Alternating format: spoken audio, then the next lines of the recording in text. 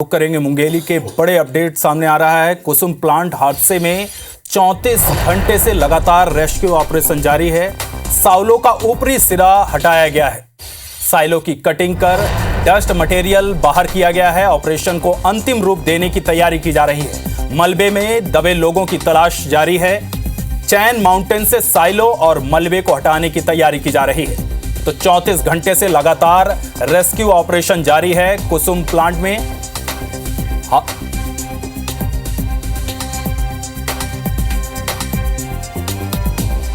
Rescue operation अंतिम चरण पे है और प्रशासन ने पूरी मुस्तैदी से काम किया है। हमारा पूरा का पूरा ध्यान रेस्क्यू ऑपरेशन पे लगा हुआ था। हमारी पूरी टीम, कलेक्टर, एसपी के नेतृत्व में जिला प्रशासन की पूरी टीम, राज्य सरकार से लगातार मदद मिल रही थी और इस तरह से ये रेस्क्यू ऑपरेशन चल रहा है। तो पिछले 34 घंटे से लगातार रेस्क्यू ऑपरेशन जारी है।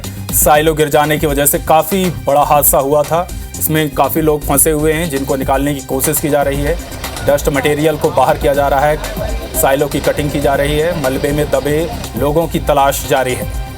सहयोगी जितेंद्र रावाइद लाइव हमारे साथ जुड़ चुके हैं। जितेंद्र, रेस्क्यू ऑपरेशन को लेकर जो तैयारियां की जा रही हैं, आपके पास क्या अपडेट है? क्या कुछ अभी तक किया जा चुका है?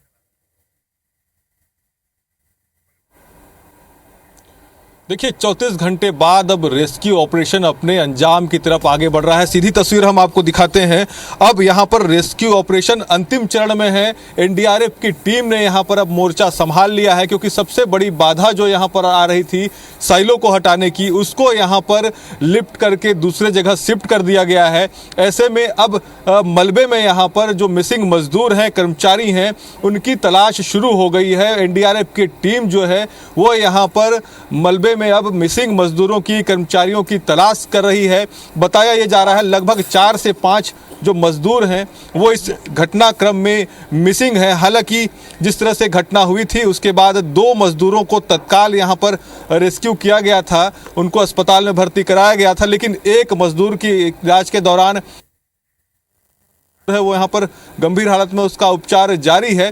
लेकिन उसके अलावा अगर बात करें तो लगभग 4 से 5 मजदूर मिसिंग है, जिनकी तलाश अब यहाँ पर की जा रही है। क्योंकि गुरुवार को जब ये हादसा हुआ था उसके बाद से अलग अलग टीमों ने यहाँ पर रेस्क्यू का मोर्चा संभाला था, लेकिन जिस तरह से हेवी वेट साइलो इस रेस्क्यू में आड़े आ रहा था, लगातार साइलो को यहाँ पर हटाने की जो कवायद है वो नाकाम साबित हो रही थी, वो फेल हो रही थी।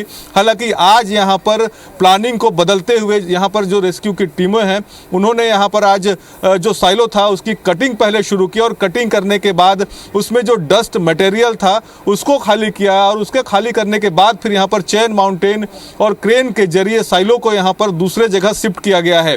अब साइलो को शिफ्ट करने के बाद जो मलबा है उसमें यहाँ पर तलाशी जो है वो शुरू कर दी गई है। आप सामने देख रहे होंगे एनडीआरएफ के जवान जो हैं वो तैनात हैं। बड़ी संख्या में तमाम जो एनडीआरएफ के जवान हैं वो अब मलबे में यहाँ पर मिसिंग कर्मचारी मजदूरों की तलाश कर रहे हैं। बताया जा रहा है 4 से 5 जो मजदूर हैं इस घटनाक्रम में मिसिंग है।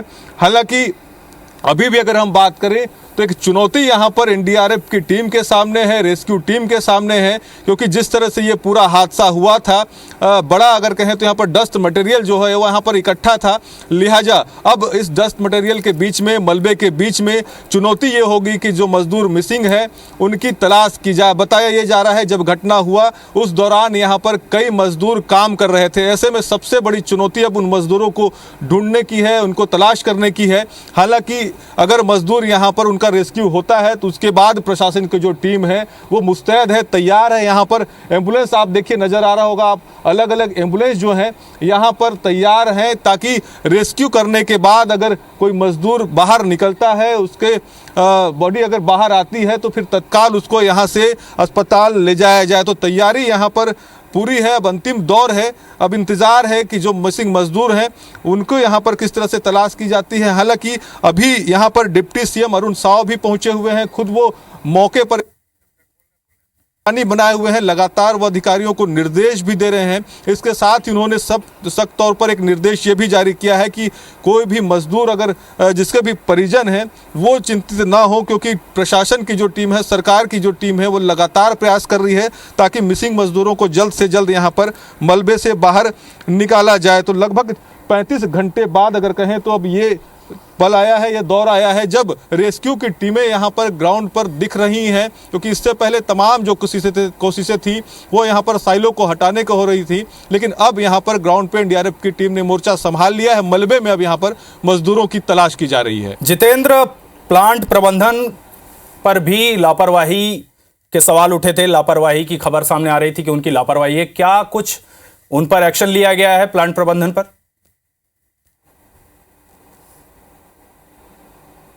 बिल्कुल, देखिए निश्चित तौर पर जिस तरह से हादसा हुआ है उसमें प्लांट प्रबंधन की गंभीर लापरवाही सामने आई है। सीधे तौर पर अगर कहें तो प्लांट प्रबंधन इस पूरे घटनाक्रम का बड़ा जिम्मेदार है, क्योंकि जिस तरह से यहाँ पर हड़बड़ी में इस पूरे प्लांट को, उद्योग को यहाँ पर शुरू किया गया, जिस तरह से हड़बड़ी में यहाँ पर साइलो को लगाया गया, बताया जा रहा है 1 महीने पहले ही यहाँ पर साइलो को इंस्टॉल किया गया था, लेकिन इंस्टॉलेशन में भी यहाँ पर कई लापरवाहियाँ यहाँ पर बरती गई हैं। जिस तरह से मापदंडों का पालन होना चाहिए वो मापदंडों का पालन यहाँ पर नहीं किया गया था। जो साइलो है उसका स्ट्रक्चर यहाँ पर कमजोर बताया जा रहा था, जिसकी वजह से यह हादसा हुआ है। ऐसे में कहीं ना कहीं प्लांट प्रबंधन की भूमिका यहाँ पर कटघरे में नजर आती है। केवल प्लांट प्रबंधन ही नहीं, अगर बात करें तो तमाम जो ऐसे विभाग हैं जो इन पर निगरानी रखते हैं, चाहे वो उद्योग विभाग हो, चाहे प्रशासन की टीम हो, सबकी जिम्मेदारी बनती है कि समय पर ऐसे मॉनिटरिंग हो, अगर ऐसे प्लांट लगते हैं तो उसकी प्रॉपर यहाँ पर जांच की जाए। लेकिन कहीं ना कहीं बड़ी चूक यहाँ पर हुई है, जिसकी वजह से यह हादसा हुआ है।